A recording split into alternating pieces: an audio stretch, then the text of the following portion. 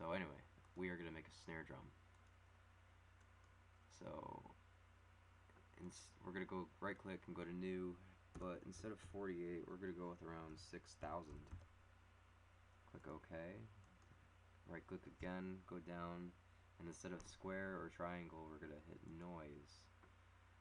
White noise is the most common type of noise you're going to use in the waveform generator thing. Pink and brown you can mess with on your own accord, but for the sake of keeping things simple again, stick with white. It'll bring up something like this. We're going to select, oops, I still have draw mode enabled. Yeah, before you do any selecting in here, always make sure you have draw mode disabled. So I'm going to, I just messed up the white noise a bit, so I'm going to go remake it. There we go. So I'm going to select that much of it and go to generators and click square. It doesn't need to be at 100%, again, maybe 75, and give it only two periods, so it'll look like that. And now we're just going to leave it on no loop. I made it 6,000, I think I made it 6,000, I can't even remember. But 6,000 obviously is a lot longer than 48, so it will be able to play that sound without us having to loop it back and forth. And obviously we wouldn't want a snare drum to loop back and forth, it's just one single sound. So we will make this one maybe that long. Alright, and make sure you have record mode disabled when you are doing this. Jesus, when you do this. Alright, record mode is disabled and I'm on a new channel. A snare drum should, at 125 beats per minute and a speed of 6, should be played every 8 steps or whatever. So we'll figure out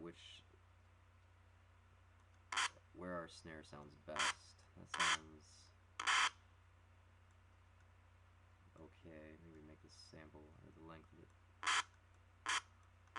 Well, that's not the best sounding snare drum I've ever made, but it'll do for now.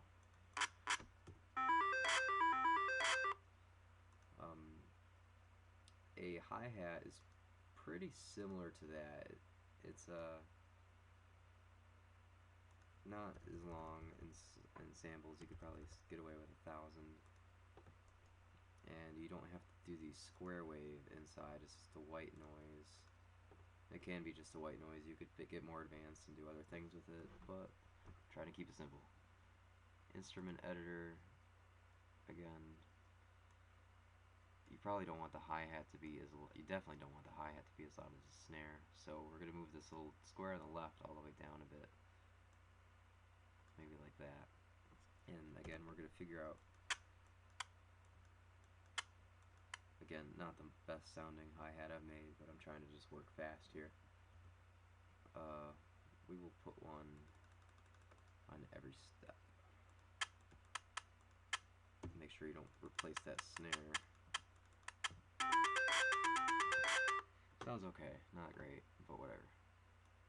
And up here is where I was adding all the instruments. If you make something really good that you like, you can save it, and it'll save it as an XI file, which is an extension for this program and exclusively this program. Or you can go over here, make sure you have like the 5th instrument selected, or you can go over here and click load. I have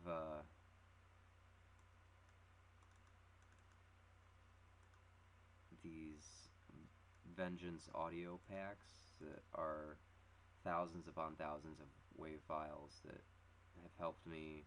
I got these when I first got the program, and they were, I wouldn't have been able to make good songs without them. They have kicks in it, bass drums. You can load any bass drum you want. Again, it's sort of frowned upon, I guess. I don't know, but when you're a newbie, you know, you just want to make something that sounds good really fast. You can put it. I really don't like that bass drum. Okay. You can load up a different one that actually sounds like a bass drum. I guess that'll have to do. So every 4th step. You can barely hear it through the laptop speakers, but just wanted to show you guys that that's how you upload or import a WAV file into Milkytracker. There is a lot of people ask for like a guide to Milkytracker. What Milkytracker is a newer version of an older program that was called Fast Tracker, and I will put this URL in the comment part. But the Fast Tracker 2 manual can be found here. It is very long. It is very helpful. It's really pretty much like 90% of the effects in here will still work in Milkytracker, even though this is for a program that was called Fast Tracker. And I think the other 10% that don't work, you probably wouldn't even need to know. But yeah, all sorts of effects were listed in there. I will start going over some very basic effects. I'll delete all this for now.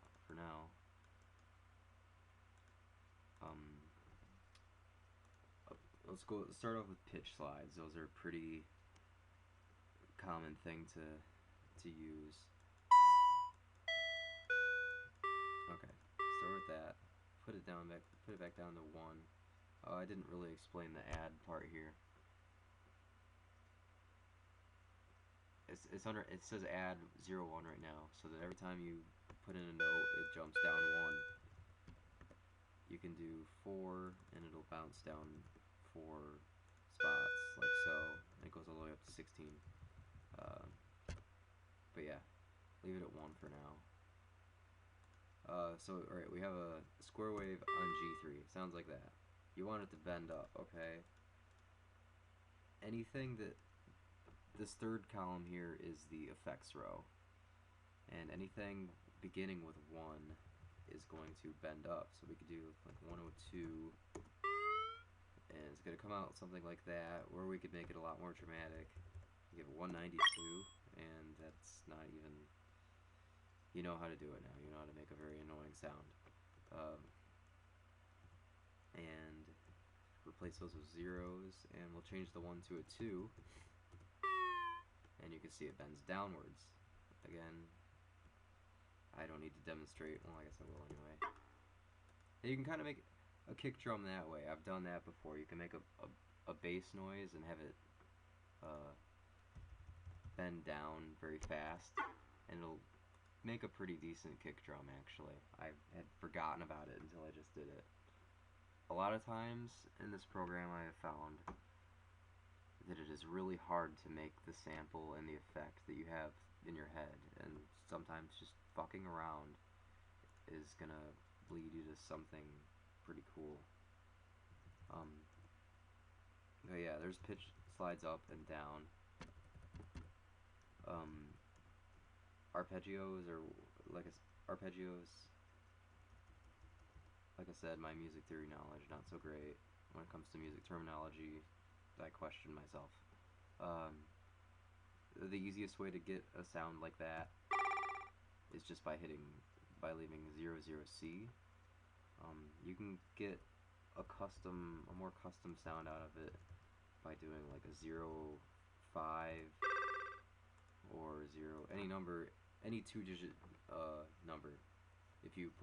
Obviously if you put a number in front of here, you'd get like a pitch slide up or a pitch slide down. So we can put like 75, and it sounds a bit different. But C is sometimes just like 00C will be the easiest if you're new to the program. It still sounds good. G is global volume. So with G0, you play it, you're not going to hear anything. 40 is the highest volume. So you don't need to use global volume to make an effect like this, but this over here in the middle you have a couple more boxes, and this is volume. 40 is the maximum, so you can do like 4-1, 4-1, and it kind of gives it an echo. You can also get a better echo by, actually what we're going to do is we're going to make a little thing here.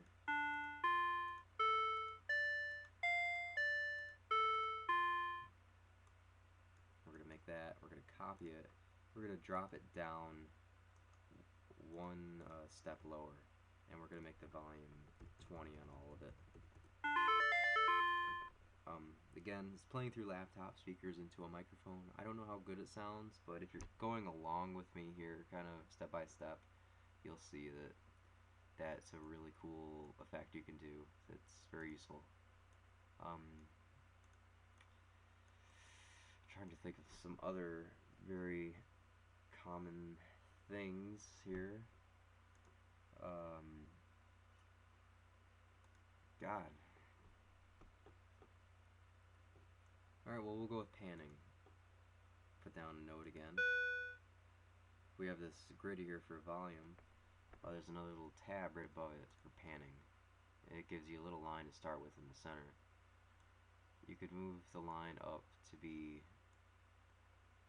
look something like that, and it's gonna play more in the left channel. Actually, you got to click the on button over here, like you did with the volume. And doing the same down there would obviously play it in the other ear, or you could do like a echo or something like that. I don't know exactly what to call it. I believe this video is getting a bit long for YouTube, so I might start making a part 2. But there you have it. There's some very simple things to do with Milkytracker and the very first steps on making a song. Alright, I will put a link to part 2, and thank you for watching this tutorial.